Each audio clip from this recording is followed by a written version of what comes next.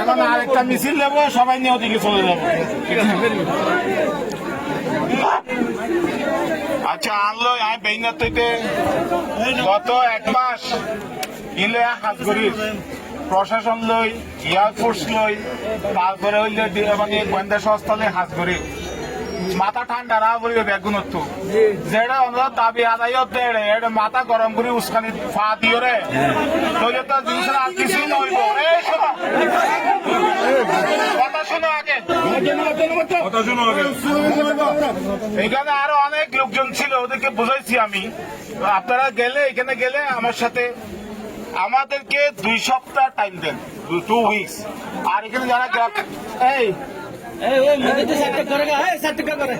সমাধান হবে না, বাড়াবাড়ি হবে, সমাধান হবে।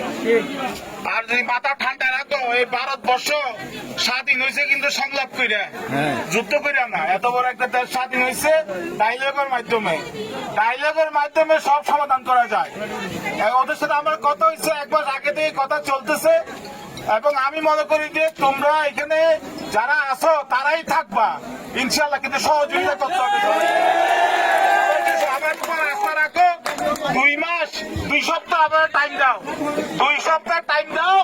আমি কি করি দেখো, আজ 2 সপ্তাহ টাইম। আমি একটা তোমাদের কাছে অনুরোধ করবো, এই রাস্তাটা খুলতে হবে। তোমাদেরও সমস্যা হবে, ওনাদেরও সমস্যা হবে।